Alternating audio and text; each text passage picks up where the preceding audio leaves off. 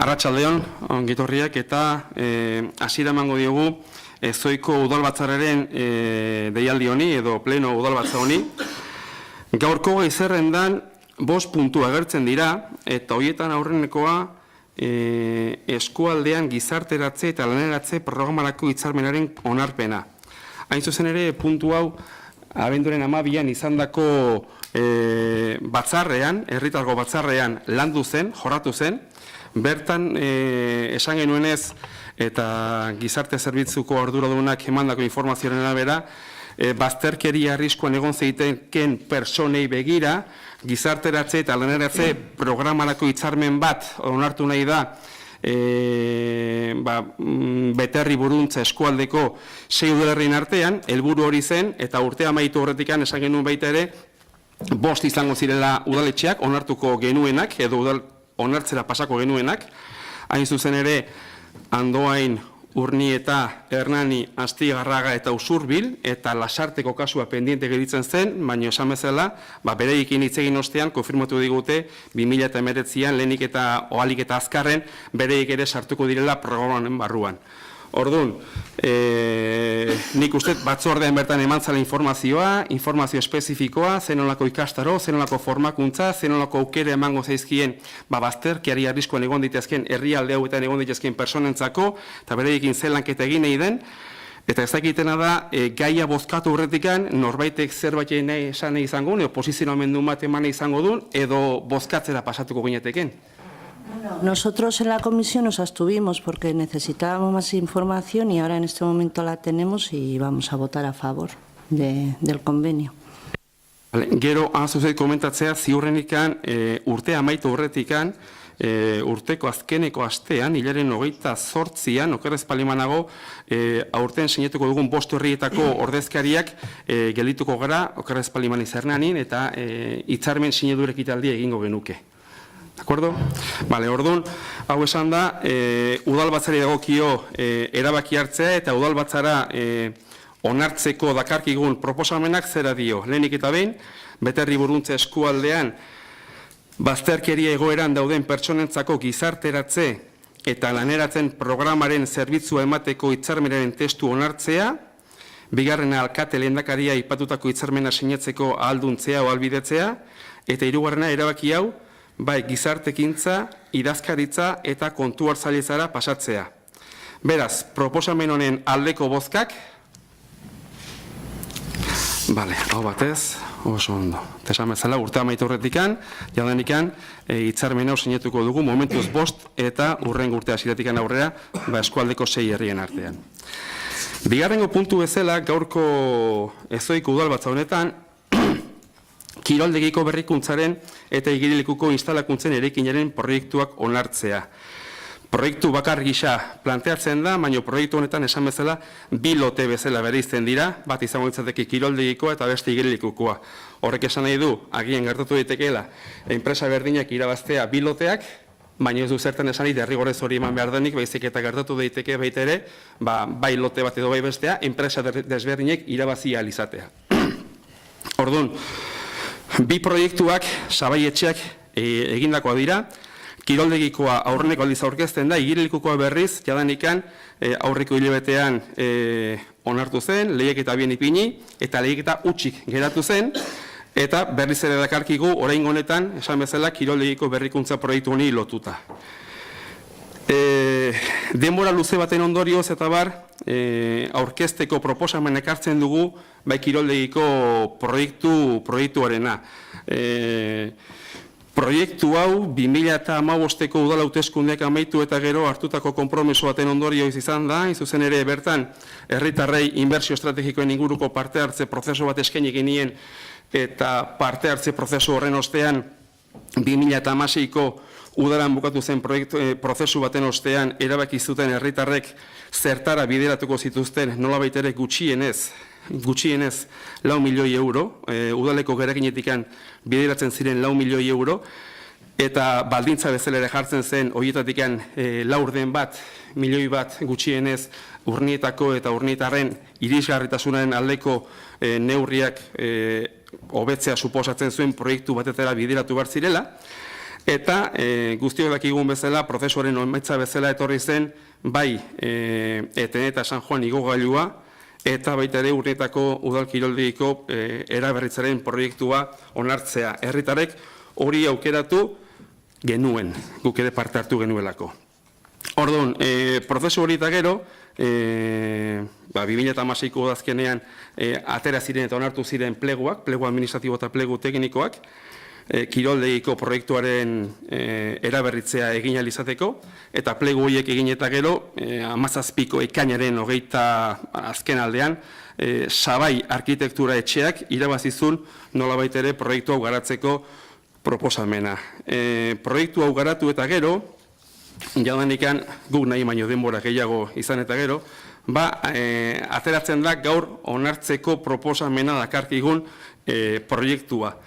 Eta proiektu honetan, behin baino gehiago izan ditugun hainbat batzordetan azaldu dugun bezala, zein izan dira, jarritu nahi izan diren irizpide nagusiak, batetikan, erabilera anitzeko edo erabiltzaile anitzei begiraturiko kirol instalazioak ditugula. Bai banakako erabiltzaileak, bai talde federatuak, bai eskola kirola eta horretaz aparte baita ere, nolabait ere kirolarekin ez, baizik eta aisiarekin edo musikarekin edo zerikusia duten elkartei eta begirako hainbat espazio eskaintzen dituen kiroldegiko proiektu bat aurkezten dela.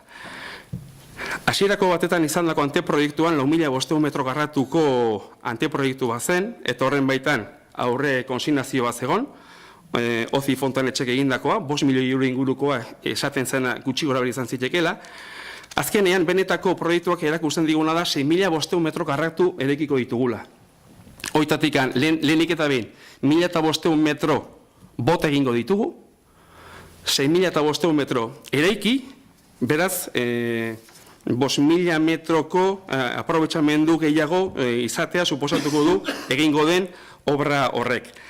Eta konparaketa bat egin ezkio baita ere, nola baita ere, aurre proiektu hartatik zeuden hainbat gauza,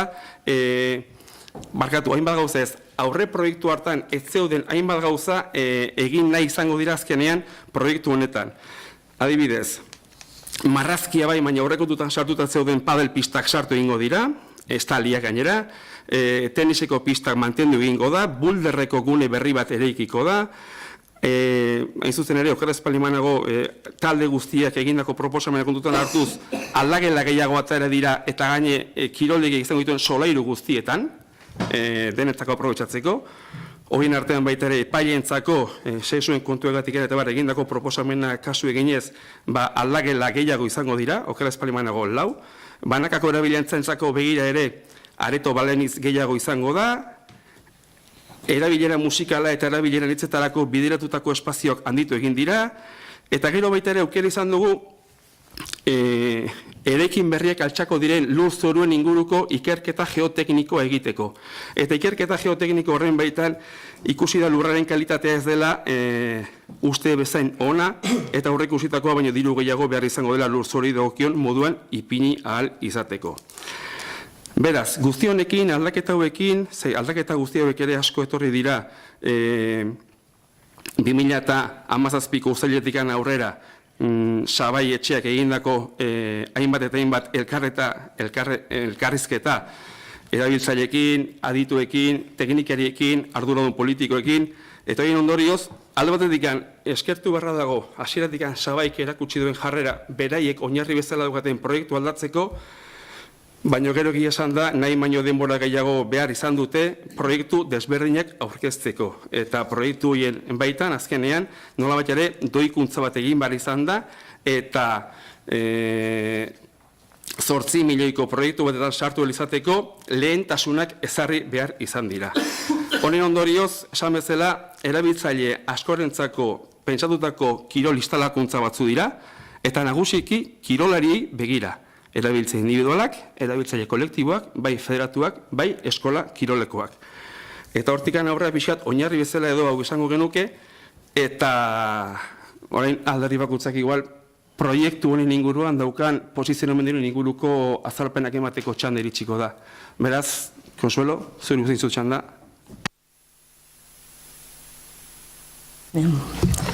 Gracias. y buenas tardes. Bueno, hoy después de 3 años y medio de legislatura, se va a someter a votación la aprobación del proyecto de renovación del polideportivo y del edificio de instalaciones de piscina. A estas alturas creemos que ya las posturas están muy claras y definidas. Decir una vez más que no compartimos este proyecto y que lo consideramos un grave error que va a marcar el presente y el futuro de Urnieta y de sus ciudadanos y ciudadanas. Somos conscientes de que una vez aprobado este proyecto va a ser muy difícil poder modificarlo o, en su caso, cambiarlo.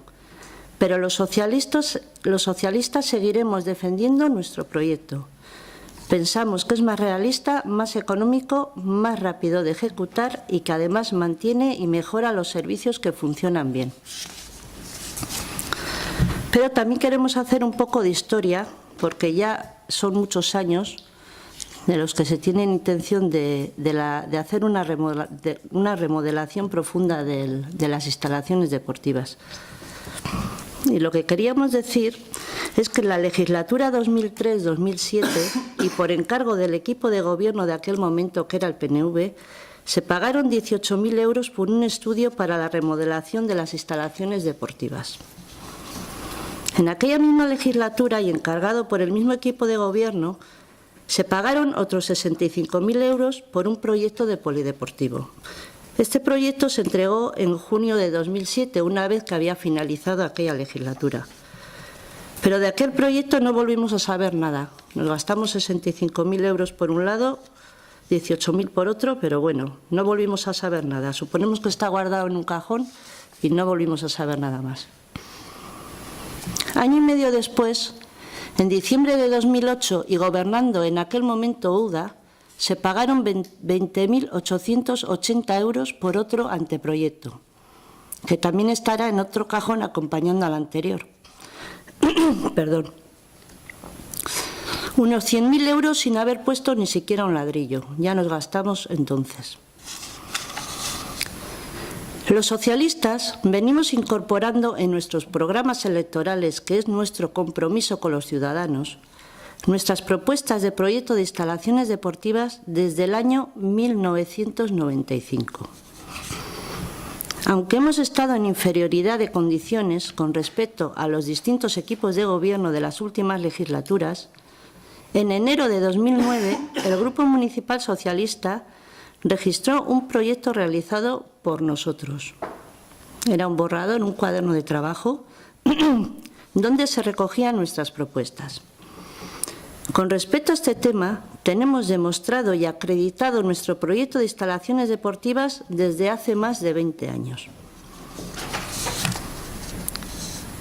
A lo largo de este tiempo hemos asistido a todas las comisiones realizadas al respecto en este ayuntamiento.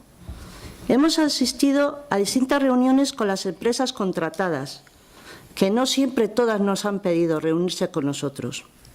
Y en cada una de ellas hemos ido añadiendo y desgranando nuestras propuestas.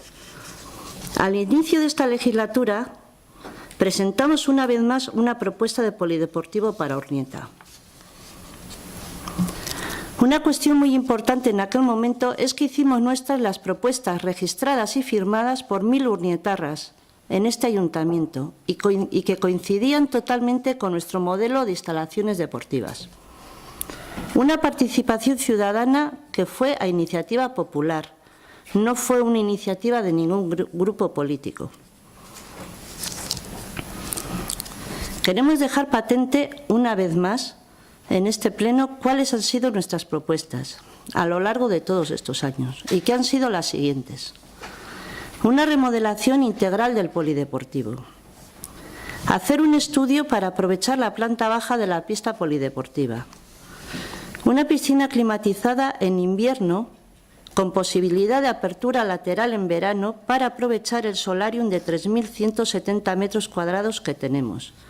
Y aprovechamiento de luz natural con acristalamiento en mitad de la cubierta de la piscina. Pista de tenis cubierta.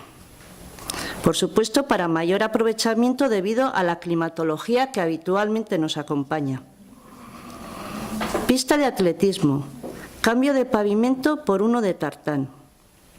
Es verdad que se nos ha explicado que no se puede alargar la pista, pero si no se puede alargar la pista porque no dan los metros, qué mínimo que cambiar el pavimento por los riesgos y el peligro que conlleva el actual pavimento.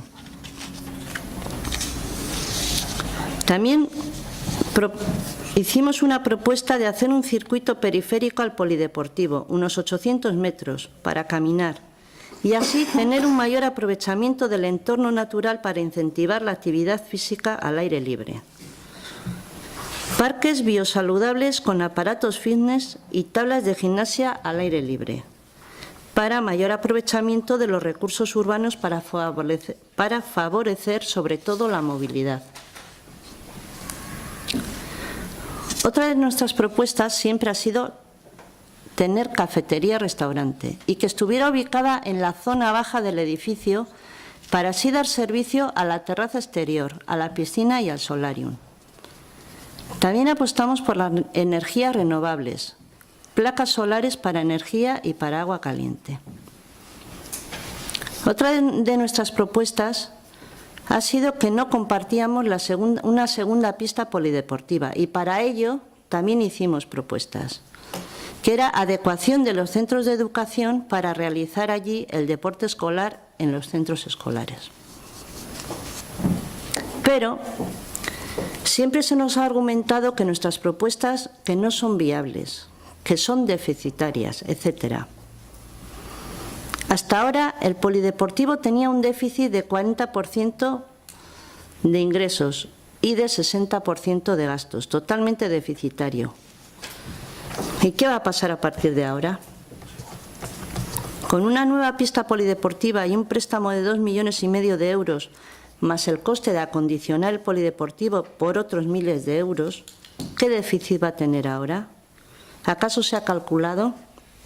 Nosotros pensamos que va a tener bastante más. Si solo se hace un polideportivo para deportistas, que es el caso, no creemos que vayan a subir mucho los abonos, porque la oferta sigue siendo la misma, pero sí van a subir mucho los costes de mantenimiento.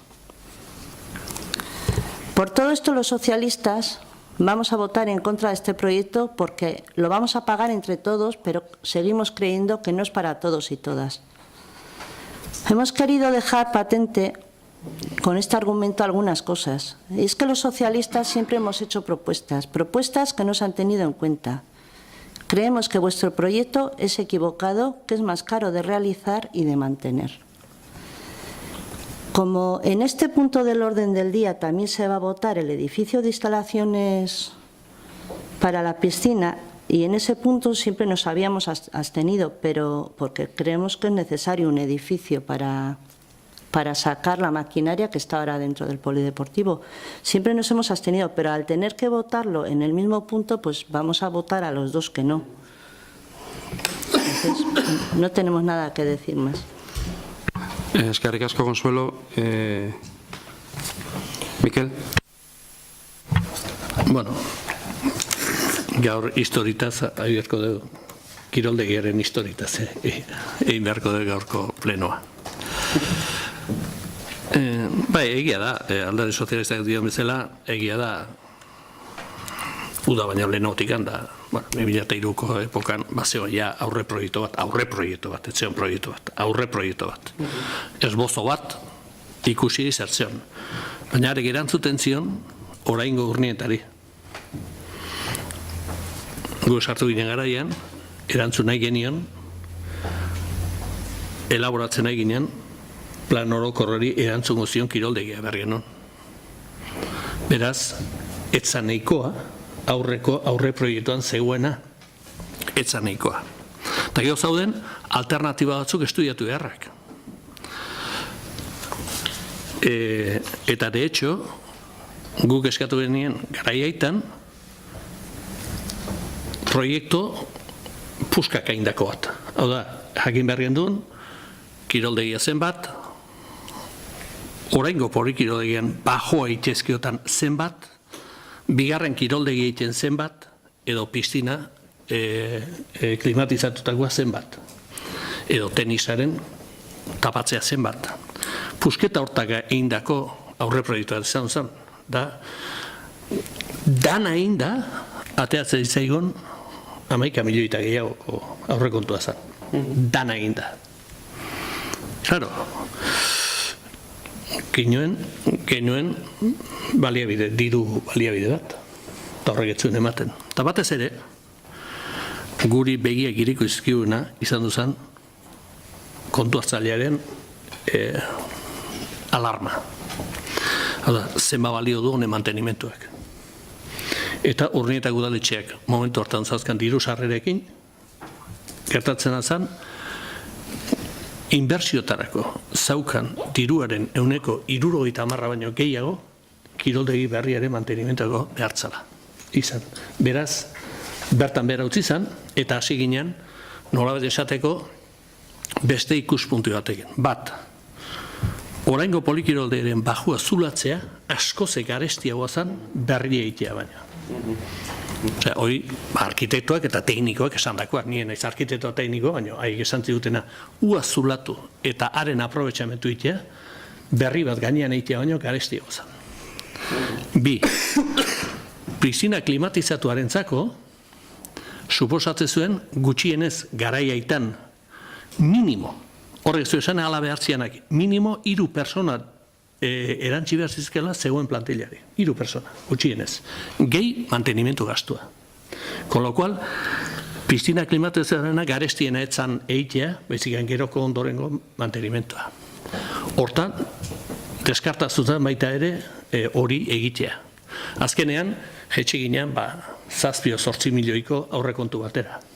Pero, claro, leheno proposatzen baina asko zetikiago zen. Ze gertatzen, orduan intetatu genuen, bigarren kiroldegia etorkizunean erazteko posibilitatea, eta nigo galtzanen, Maribel nola esigitu zuen, pistina klimatizatua behar zuen tokin, atzean, kiroldegi gutxinez zona bat ustea, gero kubritzeko. Horrela, jenatu ginen, kostoak kontuan eukita. Kiroldegiaren azpiko zulatzea, arnazagateatako proiektua izan zen begaraien. Gero estudiatzen hasi ginean, jode. Eski, bota eta berri itea merkeo bateatzen, bere hortan itea baina. Osea, diru kontuta izketan nahi balin baina. Hemen, nik uste, batez ere, kiroldegianen proiektuaren, atzerapenaren, akatsik handiena, ion duzala aurreko legislaturen. Gure ustea da hori. 2011-2015 ekilaturat. Hor zerbait egin behartzen, basea bazauden, dokumentua genduzkagan, pusketak eginak, tanak. Beste gozta, ez oain hau ingo duk, ero beste ingo duk, ero hau, diru inbeste ainaile zaio, hori diskusioa da. Baina, konzeptuak. Tarte hortan, gainez, nik uste legislatura hortan, 2011-2015, eudele kalkulak gintzitun, pistina klimatizatuaren mantenimentu egiteko zenbat biztanle behar zituen herri bakoitzak. Zergatikan, Bizkaian da dimazte herritan, iste naiz iralako, kiroldegiek iste naiz iralako, krisi gara iritsi zen, eta mantendu ezin. Bakiokoa esate baterako. Bai, baina etzan bakiokoa bakarrik, eta beste batzutan murrizketa galantak eta jendea kalea, eta, bueno, de todo. Eta ondori ez da duzan, pistina klimatizatua herri batek egitezkiotan, gutxi gora bera 15.000 biztanle behar zituela. Beraz, edo bestela, udaletxe behar du, osea, udalerri horre behar du oso aberatsa. Oso uriko kasua edo olako estezio batzuk. Baina, esan nahi dut, egoera estezional batean. Diru asko, diru sarrera handia daukan udaletxe batean. Goai ginen izketan, garaiaitan, ia 8 milioi eskaseko aurrekontu batekin, zorruila izan diskutitzen, 12 milioi eta geroko aurrekontu batekin, da biztanle berdina ginen. Beraz, gauzak igualean jartzea ezinezkoa da. Bueno, hau da hola zalata, nik uste aurreko legislatura egon duzala, atzerapenik handiena. Ordu netzala behatan, garaian da behartza moduan, enfrentatu hori. Eta orain ere, egia da, parte hartze prozesu bat martxan jarri zala, eta gu horrekin adosen den, baina gero handik atzea, 2 urte terdi dela gu bugatu zala. 2 urte terdi. Horren gestioa, jode, ez du inungo justifikaziorik. Inungorik, nik uste behin bainoetan esan dizuet. Lehengo beste bileetan. 2 urte terriko atzeapen horrek, parte hartze prozesua martxan jarri, erabaki, eta 2 urte terdi pasatzea gaur hau onartzeko, nola esplikatzen dezu? Hoi da, ezinezkoa. Beste alde batetik, Bilduren aldetik benipin, uste ez zuela kejaik izango kolaborazioko izan deun borondatearekin. Zeratik, beharrezko ikuste duelako kiroldegi horren berrikuntza.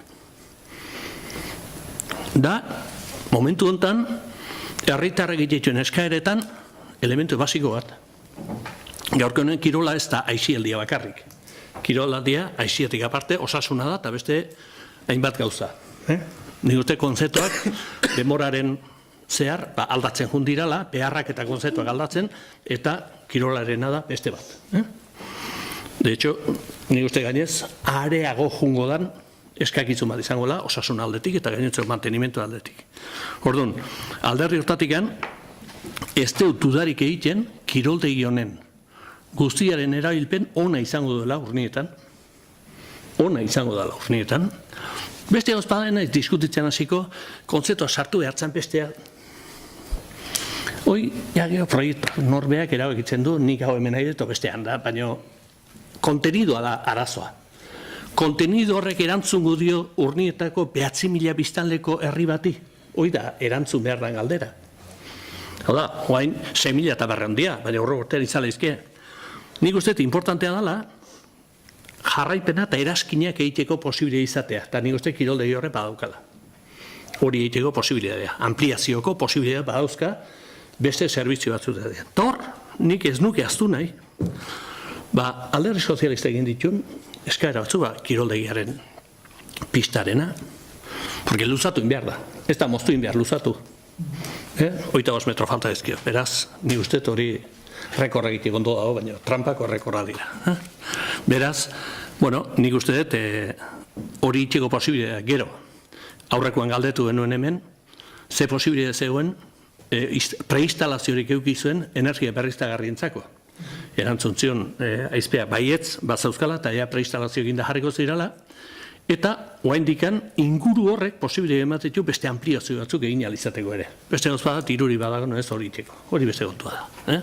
Baina aukerak ematen dituela, instalazio dagoen bezala, horri beste eraskin batzuk egin alizateko, hori nabaria da. Baita gaur bilar, 15.000 biztanlera itxi eta piztina klimatizatua egin behar balin bada ere. Badauka posibilitate horrek itxeko. Osea, ez da moztuta gelditzen aurreako beste proiektu batzuk erazteko. Ez da gelditzen, eratzi leizke. Beraz, hori horrela dagoela, guk aldeko boto emango dugu, kritikariko horrena jaso, gestioaren gatik, zenbat denbora pasadun gauz hori gestionatzen, eta, besterik gabe. Hau da gure posizionamentua. Eskerrik asko, Mikel, eskerrik asko horretik ganari konsulori.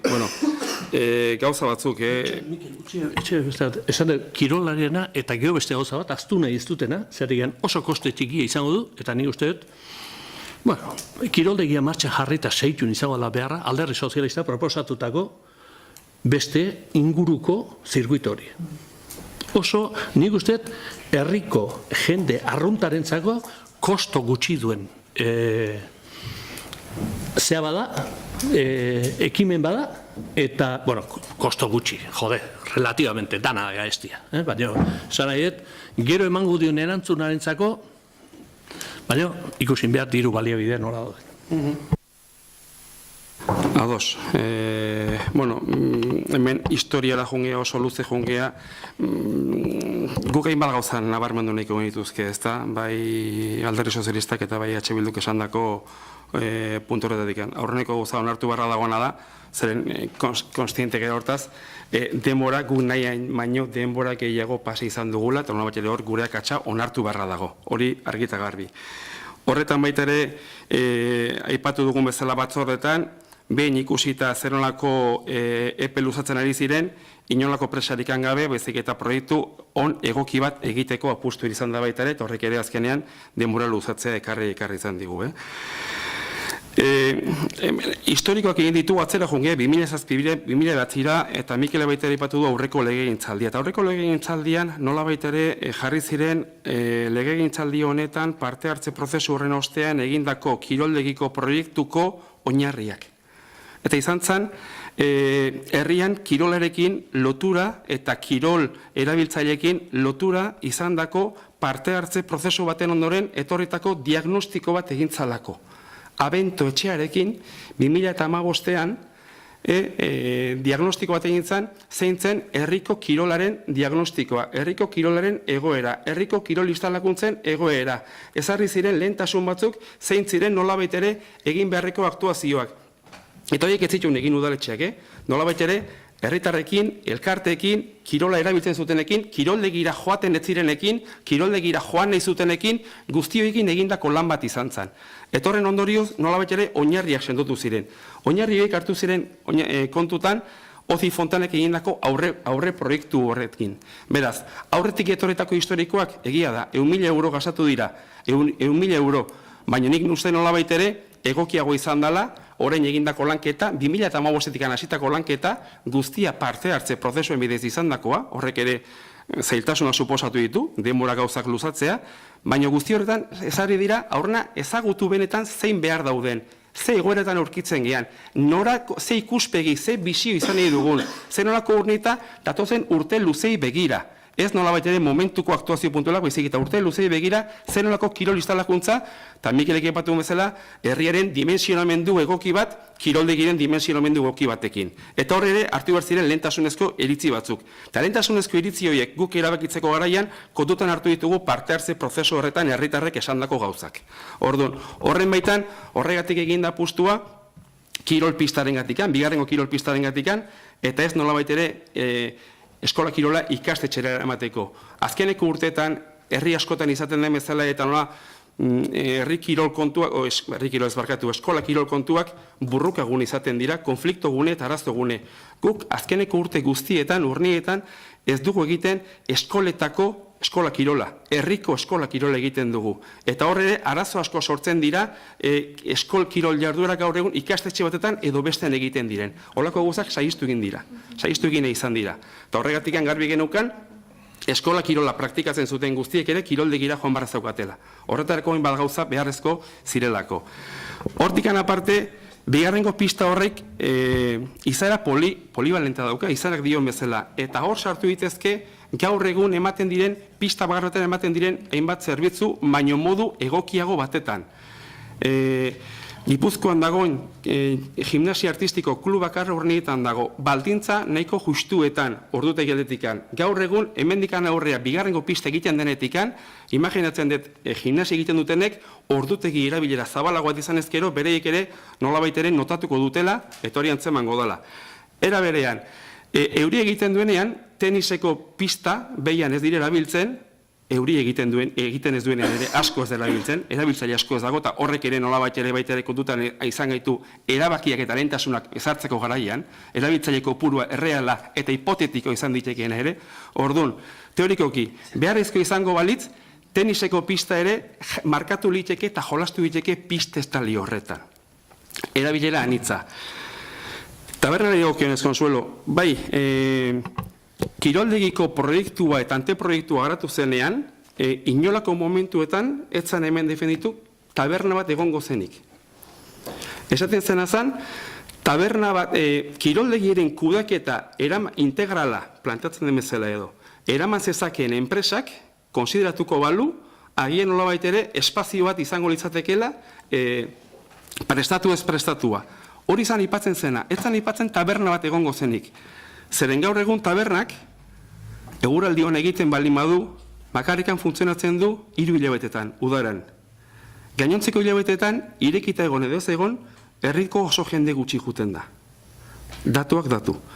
Eta kiroldegi irekien mantentzearen zentzua da, udaran nolabait ere salbatzen baldin bada edo ez. Eta urte batzuetan salbatzeko aukera izan da, eta beste batzuetan oso larri bil izan dira. Zergatikan azkeneko 10 urteetan pasa dira inbeste persona kiroldegitikan. Kiroldegiko tabernatikan. Ez da inerrezak kudeatzen. Eta gu garbi daukagu, eta batzorde informatiboan esan genuen bezala hori guztia, udaran, piztinan, egueraldi hona dagoenean, ordun behar dela, kiroldegian, tabernaren bat, edo zerbait herritarrei erantzun bat eman behar diena. Bai edariak hartzeko, bai helatuk hartzeko, o lo que sea. Eta garbi daukaguna da, herritar horiek zerbitzu hori bermatutukiko dutela. Taberna batekin ez, izango da, igerilekuan, ikusiko da non, baino herritaren handikan gertu, erabiltzaileekin gertu, jarriko da, hemen erabiltzen bezala batzordean, kantina moduko bat, zerbitzu hori emateko. Eta urtean zehar gainotzeko hilabetetan batzordean esan dugun bezala, jolean, kiroldigiko sarreran, eta jolean, bai, erabiltzaileak ateratzen direnean, kirol egiteaz, bai, erabiltzaileak gazteak direnean, eta bere ingurasoak itxoita juten direnean, eta ja leku estal izango dute, gaur egun ez daukatena, nolabait ere, han itxoiten daudenean, izango dituzte bereien bendin makinak, nolabait ere, ba, erantzunalizateko dagozkien beharrei. Bai jateko edo bai edateko dauzkaten beharrei. Alderdi sozialistak egindako hainbat proposamenekin da hori guztia, denboraren proiektu honekin ez dira kontutan hartu, baino esan da, behin baino gehiago, aukera egongo dela, atletismoko pistarekin abertzer egin diteken zerrez, anilloaren inguruko proposamen horrekin, zeren gogoratzen dizut, herrian ja bi parke badaudela, nolabait ere, osasun bideen inguruan eta bar bi parke badaude kirol egiteko ez egiteko, kiroldegi ondoan hori guztia, horrekin igual, beste anillo bat edo beste egin barko litzateke, hori evidentemente egiteko aukera egon diteke, baino ez proiektu honetan. Aurrerako egin ditezken eta proiektu horiek nolabait ere hor egongo dira, proposamenek hor egon ditezke. Eta Mikelek aipatu duen bezala hori guztia, igerilekuaren dimensionamenduak eta bere garaian ikertu izan dira, badakigu zer nolako arazo gertatu izan diran historikoki, eta gaur egun ere gertatzen diran, eta gaur egun adibidez, oker ez palimanago, gure gandik gertuen dauden lasarteken duta baino, bai Andoain, bai Hernani, eta bai momentu honetan Usurbilek, bereien kiroldegiak reformatzeko proposamenak edo proiektu garatzen ari dira. Eta hiruretan egin den gauzetako bat izan da, igerilekuaren basuak jeistea. Volumena gutxitu indute. Hor konsumoak eta gastuak eta hori guztian nolabait ere handiak dira. Eta inkluso Hernanik 20.000 biztanleko herri batek. Andoainek 14.000 biztanlekoak eta Usurbilekoaren 6.000 bere garaian ia handia nolabait ere enpresa eta poligono handiak izan ikan, baina azkeneko urteetan ere okerra dagoena, hainbeste sarbide ez daukana, eta idana baitere ikusten nondikan nolak utxitu itzaken izandako gastuak. Eta hartu diren neurriak izan dira justu gastu horiek urteroko suposatzen gastu horiek jeisteko. Orduan, momentu honetan, piztinaren proiektua oso polita izango da, herritarren artean ere mezu erraza da, baina gure aldetikan imprudentzia handiak izango izateke horrelako proiektu bat aurrera ateratzea. Eta guk herritarrei eta nagusiki kirolariei bai, ez bakarrekan baina nagusiki kirolariei, kiroldegi bada. Eta kiroldegian, kirola egin duten herritar alik eta jende gehieni, erantzun diezaioken, kiroldegi baten aldeko apustu eginda, beraiek ere hori izan zutelako diagnostiko hori egiteko garaian.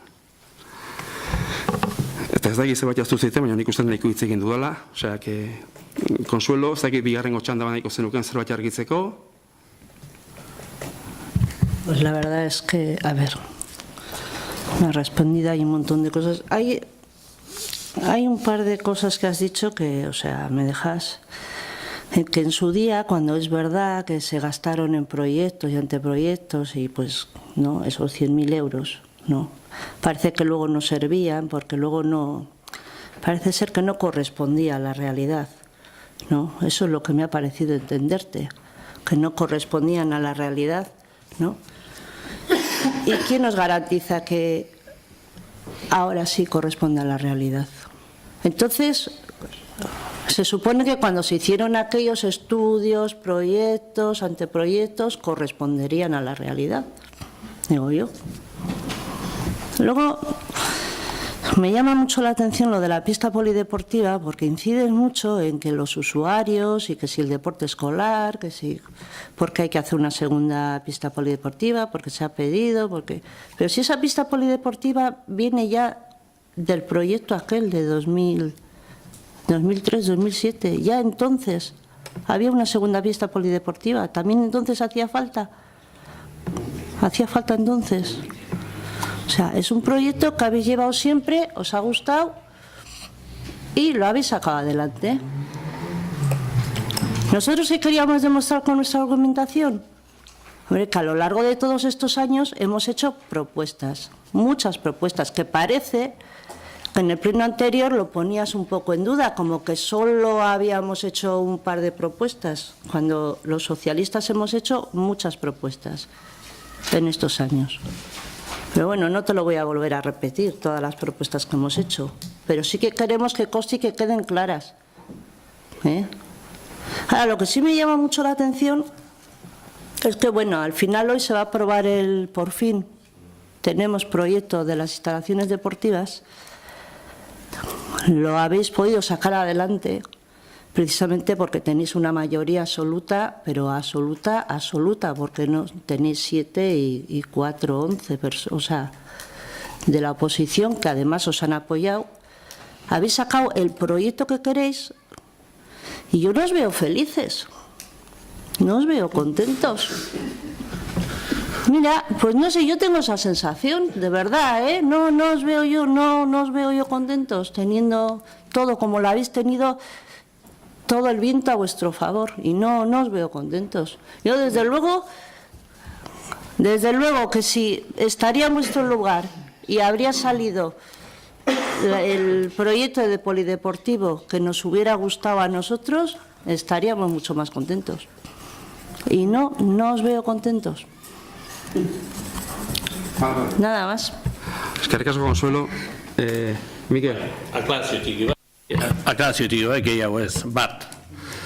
Egia da, guk legislaturaren genuen proiektuan modulo gaintzala, pusketaka, eta de hecho, hango metro karratu ikuste balin batu, oaingo metro karratu dira gutxi gora bera. Modu batea beste jarrita, baina gutxi gora bera dira, eta kostoak ere hor datozti. Gero beste dut esan zuen, bai, baina aurreko legislaturera izan, balorazio egiteko abentokin. Abentok etzuen ezer diferente ekarri, Xabier Madinak herri hontako 2007ko egina zeukan balorazioarekin. Ez da haure. Eta de hecho, azkenean, bihurtzen gara metro karratu berdinetara. Eta behar berdinari erantzunez.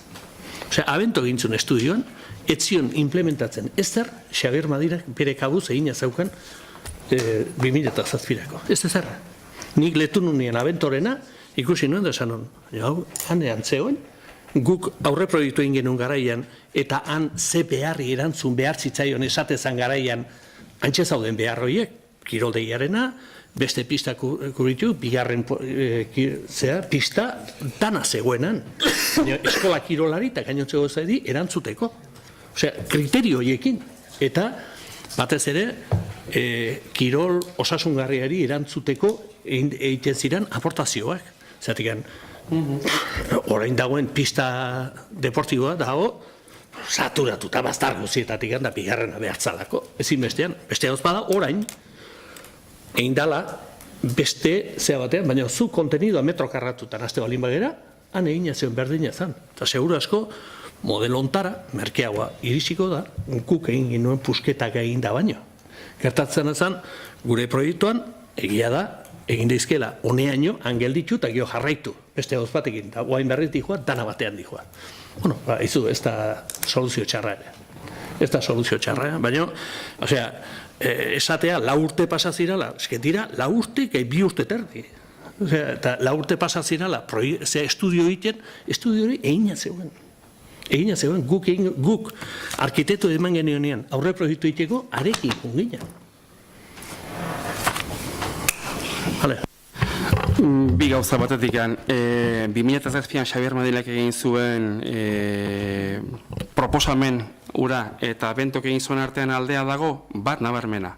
Bata, Urnietako udal teknikari batek bakarrikan egindako proiektu bada, eta beste nola bat ere, herrian kirolarekin zer ikusi duten guztiek oneritzi eta baloratu eta onartzen duten proiektu badala. Zerbitzuak eta proposamenak eta diferentea dira, eta Xeberek esandako gauza batzuk ere hor desberdina daude. Hori nolabait ere esan beharra dago. Eta nik uste nolabait ere kiroldegi honen proiektuarekin igerilikuan egingo diren aldaketarekin, igogailua egingo denarekin hori guztia, gu ez gaude pozik, haratago gaude, gu nola batxera gaude, desiatzen ja nola batxera onartzeko eta ja hasteko. Osea, hori bai, une oro ez gaude parrez, eta ez dakit parrez egon behar dugun, agien egon marko gineteke, eta igual isladatu egon marko dugunuke zoriontasun hori kanpora begira ere. Baina gu nola batxera gaude bai honekin eta bai ostin hartuko den erabakirekin, ikaragarri pozik eta desiatzen jalanak egin eta lanak bukatzeko. Herritarren onurako izango delako, ez gure onurako, gure herritar bezala, baina herritarren onura izango delako. Orduan zentzu horretan, esan diteke pozez txoratzen gaudela. Ni bintza baita nik uste gure ondoan daudenak ere ala daudela, zentzu horretan. Ez da egiten nik uste ja posizioak neko garbi daudela, eta dagokiola ja bozkatzea, bigarrengo puntu hau, eta bigarrengo puntu honetako proposamenak dio, txonia berbilatzeten, ze papera galdutxut. Bai. Oso ondo, ez, esaldi polita alkatea papera galdu ditu. Norbaitek nolat ere, igual kontestutik kanpore erabilditzake. Bueno, orduan, udalbatzari dagokionez, udalbatzak onartzea edo proposatzen dena izango litzateke kiroldegiaren berrikuntza eta kiroldegiko igerilekuko instalazioen eraikina egiteko proiektuak onartzea. Beraz, proiektu honen, bi proiektu honen aldeko bozkak eta ezezkoak. Oso ondo. Bueno, bigarrengo puntua orduan bukatu eta hirugarrengo puntura pasako gineteke, eta kasu honetan da herritar izaerako herri bideen erabilera eta horietako trafikoa, zirkulazioa eta segurtasuna arautzen duen udal ordenantzaren aldaketaren hasierako onarpena. Hemen matiz txiki bat egin nahi dut, hau ere aurreko asteazkenean hilaren 12 izandako herritargo batzordean landutako gai izan zen, eta bertan puntu bezala ere planteatzen zen gehitzea udalak onartzen duen arautegi honetikan gainetikan egon diteken edozein arautegira nolabait ere jarraitu barko genukela edo ez da aldaketa hori txertatu, baina eski legea da, mateko esaten dugun bezala, guk txertatu edo ez txertatu, osea, udaletxetikan gorago egon diteken edozein rangoko legeak indarra dauka eta orduan automatikoki indarran jarriko da. Beraz, orain egiten baldin badira aldaketak trizikloen edo monopatinen edo erabilerarekin edo beste ere edo automatikoki hori indarrean aplikatzeko obligatuta gaude. Orduan, ez dago jarreta, baina ez dagolako jarri beharrikan zeren ja hori nolabait ere onartuta dago. Orduan, hori bakarrikan azaltzea eta gero hirugarren puntu honekin, lehengoan batzordean esan genuen bezala eta hori guztia, bi gauza egiteko aprobetxatu izan dugula. Batetikan, soberan zeuden hainbat puntu eta nolabait guk gure ordenatzen jarriarren ezin bete izan ditugun hainbat puntu kendu egin direla, eta gero, era berean, aprobetxatu dugu indarrean jarritako legediak, bai ziklomotorren aparkamenduen inguruan, baita ere bizikleten zirkulazio inguruan eta bar, legeak esaten duen hainbat eta hainbat puntu sartzeko eta txertatzeko ordenantza honetan. Kolore gorria eta urdinak azaldu genituen, zein zian kentzen zianak eta zein txertatzen zianak, eta hortikan aurre ez dakit norbaitek honen ingurun zerbait esan nahi duen. Bai, Consuelo. Bueno, en cuanto a este tema queremos decir que también ha pasado un poco como con lo del polideportivo, se ha alargado en el tiempo, porque esto vino a raíz de una denuncia que hicieron unos ciudadanos, unos urnietarras, por unas multas que les pusieron por la OTA, bueno, por la denominada OTA. Y fue a raíz de la denuncia de aquellos ciudadanos cuando se empezó a mover esto, pero ya está bien. 2 años también que han pasado, también se ha alargado. Y como creemos que la gestión desde luego es poco eficiente en cuanto a esto, porque se podía haber arreglado mucho antes. También comentamos en la comisión que en el punto 4, donde dice que se realiza una consulta pública mediante el portal web municipal, me dices que me contestaste que sí, que bueno, que era lo que había que hacer, pero también se podía haber puesto en otros medios de comunicación. Tenemos una revista municipal y no sé si se puso en la revista. Aquí, desde luego, no consta. porque para eso tenemos la revista. Nos parece demasiado pobre ponerlo solo en el portal web porque hay mucha gente que no lo lee, no lo mira. Entonces, pero bueno, aún y todo, me alegro que haya salido ya, nos alegramos esta ordenanza y que vamos a votar a favor. Ez, aklaratuta 30 kilometroko limitazioak eta beste gaitzoten, nik uste atzo Diario Baskon 2 pagina osoa etorri ziren gai horrekin, beraz, bueno, etortzen danean, legea etortzen danean, aplikatu zaigu bai o bai, eta kitxo, beste remedio gabe, porque ez da 30 bakarrik, beste gauza asko dira, beraz, etorri behar dena. Konsuelo, batzordean esandako kontu horrekin etorri guztia, gaur egun legeak markatzen du edozein puntu batzorde batetara emateko edo aldez aurretiko jakinarazpen publiko batzuk edo egin behar direla. Gero, hau ez izango publikoki jendeak ikusteko daukan okaragarra, zeren gaur ikusten bali mazu, bigarrengo puntuan bozkatzen eta onartzen duguna, da hain zuzen ere, 30 egunez iragarkiok Gipuzkoako aldizkari ofizialan argitaratu eta horren horretik hasita jendaurreko informazioan jartzea. Beraz, publikazio orain, publizitatea baita ere orain dago. Orain daukate aukera edozein herritarrek, edozein personek, nola baita ere, berriz ere, printzipioz, edozein zalantza argitzeko, edozein kexa argitzeko, beraz, printzipioz, orain da momentua baita ere jendeak baita ere hori egin alizateko, hori da gaur bozkatuko duguna. Aurretik egin beharreko hori da, Oker Espainiako zuzendu Mateo, baina legeak gaur egun markatzen diguen urrats bat egin beharrekoa, baina jakinaraz publikoak eta bar, orain egingo ditugu baita ere, beraz, herritarrek ere aukera izango dute enteratzeko zer trafiko aldaketa izango dan herrian, eta horren inguruan, norbaitek zerbait ekarpen emate egin behar bali madu, egiteko aukera izango du. Orduan hori bintzat argitzeko. Bueno. Que no quita de que, aparte de que hagamos lo que dice la ley, por supuesto, que se podía haber puesto la revista municipal, que para eso la tenemos, entre otras cosas, ¿no? Se podía haber hecho. Bai, baina egokia dago, baina behar da bezalako publizia eman behar zaiola, hori da kuestioa. Hori kuestioa da, revistan da gainotze guzitan, revistetan, etxe guzitara iristen den. Momentu hoben dara. Bai, baina publizia eman behar dela. Vale. Bozkatzera pasatko ditugun 2 puntuetan hori argita garbi dago eta gero bigarrengo puntua nola baitere pasatzen da. Orduan, zeren gaur udalbatzari erabaki hartzeko garaian ondorengo 2 puntuak planteatzen zaizkio. Bata da, lehena, herritar izaerako herribideen erabilera eta horietako trafiko, zirkulazio eta segurtasun arautuko duen udal ordenantzaren aldaketa behin-behinekoz onartzea, behin-behinekoz, eta bigarrena, 30 lan egunez iragarki hau Gipuzkoako aldizkari ofizialan argitaratu eta horrengo lan egunetik hasita jendaurreko informazio aldian jartzea edozeinek ekarpen egiteko. Eta orduan, jendaurreko informazio aldi igar ondoren ez balitze reklamaziorik edo barrik egongo, behin betikotzat onartuko litzateke beste inolako erabakirik hartzeko beharrean egon gabe. Hau da, orduan automatiko egongo da, baino epe hori pasate gero inolako reklamaziorik ez badego. Egongo balitz, erantzun egin behar da, ikusi, aztertu, aber komeridan sartzea, ez sartzea. Baina beraz, jendaurreko publizitero egiteko garaia, orain da. Ikusiko du, ze kanal eta ze informazio iturri hauliko digun hori egiteko. Bueno, bozkatu ingo dugu, ezta? Bale, beraz, 3. puntu honetan, herritar izaerako herribideen erabilera eta horietako trafikoa, zirkulazioa eta segurtasuna arautzen dituen udal ordenantzaren aldaketaren hasierako onarpenaren aldeko bozkak. Vale. Aurrera guaz.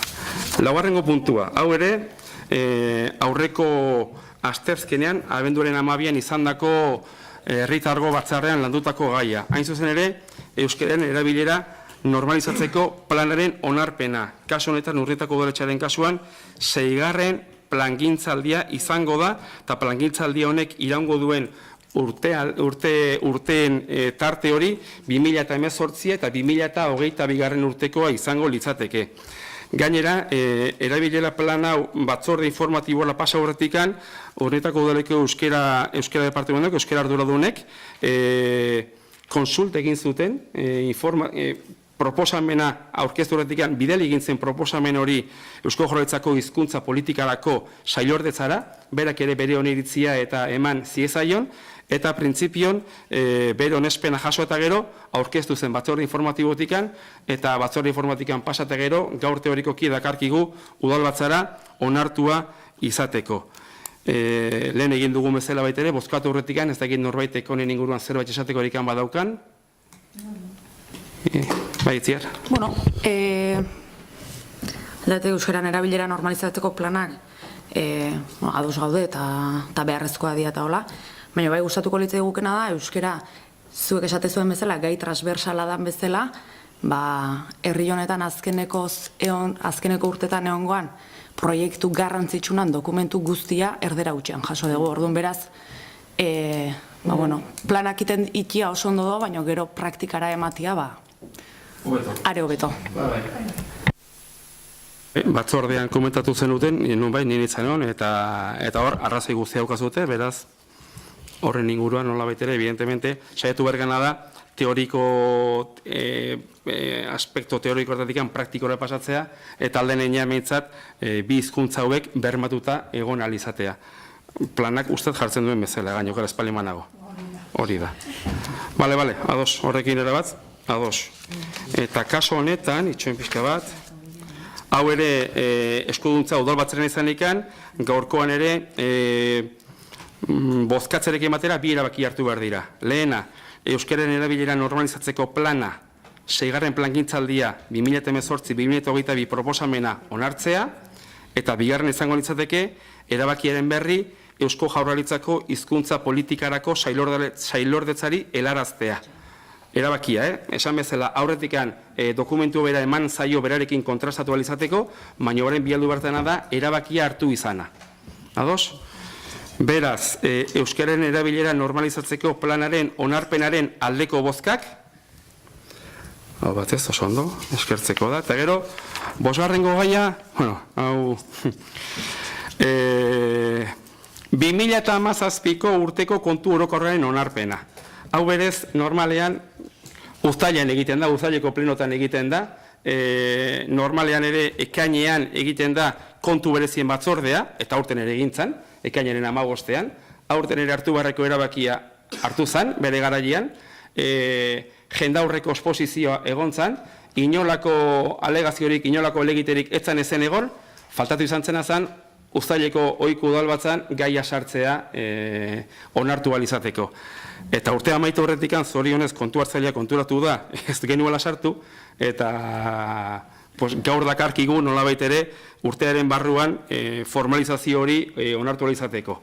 Alegia, 2017ko kontu orokorraren proposamen hori onartzeko. Hori izango litzateke orduan, erabakiek ere bi dira bat kontu orokorra onartzea, eta bigarrengo puntu izango litzateke 2017ko ekitaldiko kontu orokorra kontu publikoen euskal auzitegira igortzea.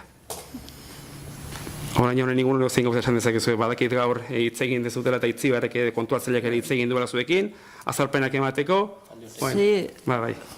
Nos ha explicado Aichiber lo que pasaba y bueno, decir que la gestión de Aichiber ha aprobado, la política pues no. No habéis aprobado. Porque si no se da cuenta ella, pues estaban sin aprobar las cuentas.